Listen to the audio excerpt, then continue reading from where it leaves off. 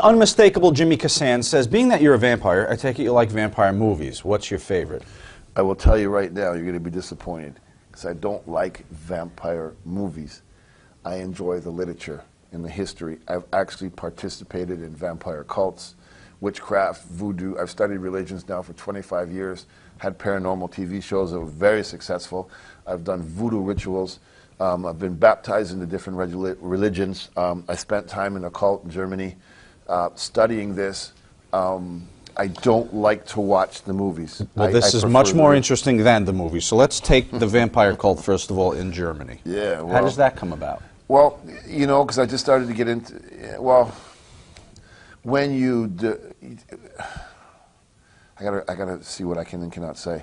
There are certain things that you need to do to get in touch with certain people who take things to an extreme, and there are religious cults and religious movements and different things that you need to partake in. To get access to somebody. Like that, for example.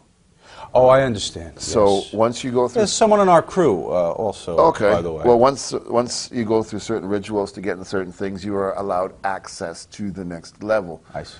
With vampirism, you know, there was a big movement in the United States at one time where they had the blood drinking cults where people would actually bloodlet and people would partake in that fantasy. It became a real sexual thing. But in Europe, Eastern Bloc Europe countries, it is part of their culture.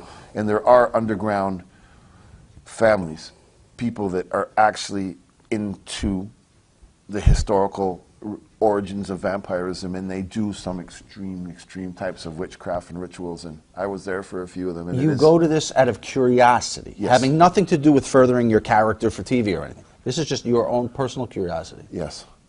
Yeah, 100%. Is it were you ever in danger?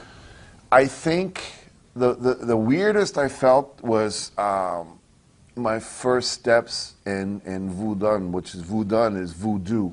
Voodoo is the French word for it. With a priest from Africa, with the animal sacrifices and all that kind of stuff. There was a moment in that ceremony because when you do these rituals, you do leave yourself open. And do I believe in it? Yes, because I still suffer the effects of these kind of things. When you get into really old school witchcraft, like I spent a week in Aleister Crowley's house in Italy, and we were doing these kind of things down in Sicily, and when you cross that line into these deep religions, you do these rituals. Like one took 3 months to do the ceremony. You obviously bring into your life certain forces that you shouldn't. And in voodoo, when I did the ceremony, I was doing two at once. And you have a crown on your head, and the spirits, when they're floating, they see your crown, and that's the one, your guardian angel, that finds you and comes to you. When you leave that crown open and you don't finish the ceremony, the door is open, and these spirits that are so angry, whatever, they're flying around, and when they see somebody, an opportunity, bad things happen to you. And I have the photo on my iPhone. There are two. They're still following me from Guatemala. And it's a very deep thing, and it's something I don't recommend, but it's just something that I like. I'm not going to gloss over that there are two spirits following you from Guatemala from a ritual you didn't finish?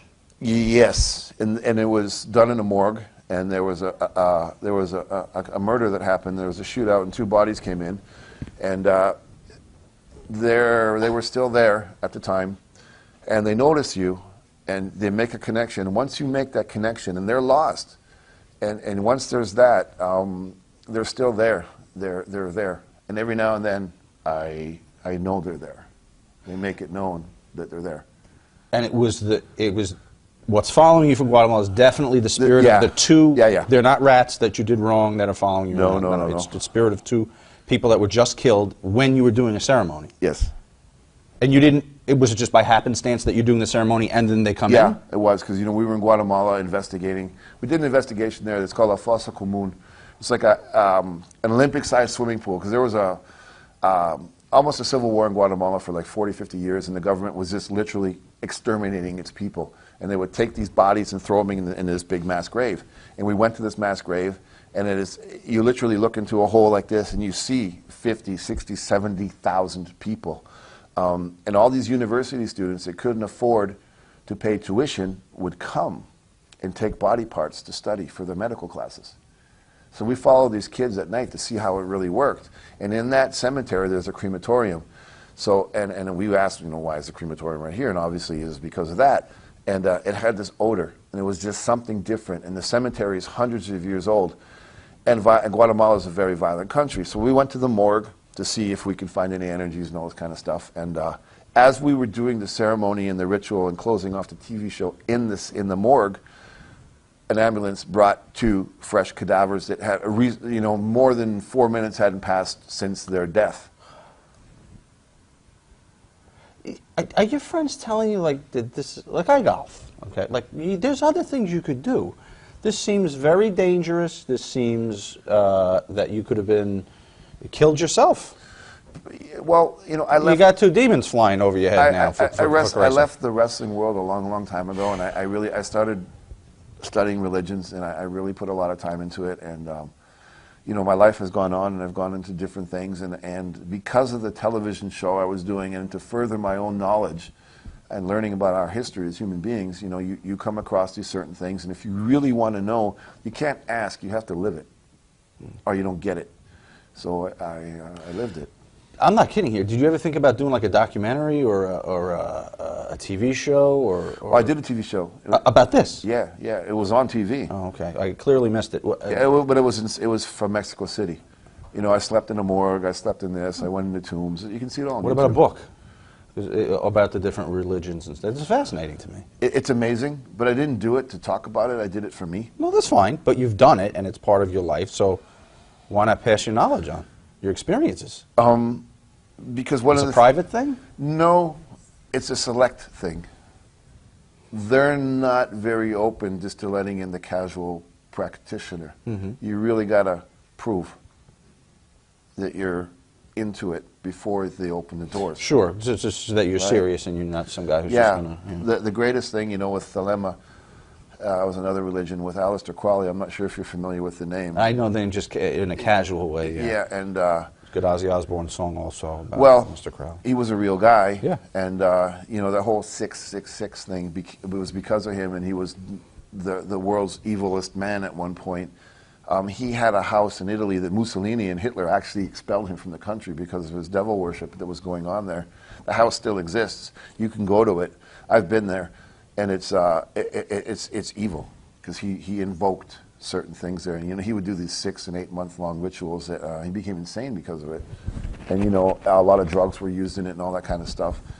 You just can't.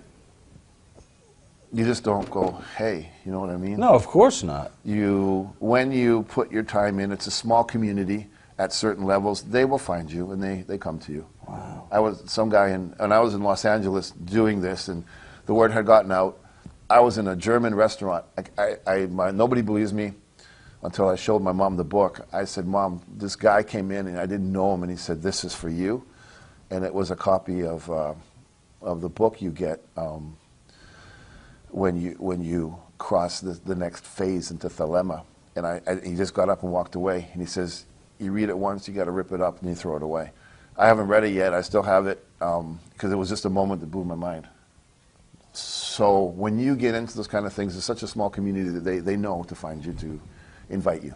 The organization that you referenced on your ring, that was an entrance into this world? Because from No. what I know of that, it's not It is and it isn't. You'd be surprised. religious. It is and it isn't. It's very historical. Yes. And it's Some of our presidents. all of your presidents. Yeah. This one is something that when you study and you learn things, names come up, origins of things. A lot of things stemmed from Egypt in that time, and this is something that was once you get to a certain level. I'm a very big fan of really knowing the true history of the Templars.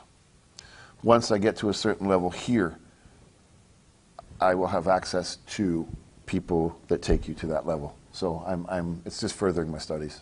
Yeah. Do you ever meet Anton LaVey? No. Okay. But I know all about him. Right. I know about him, his daughter, the whole change. That's not my thing.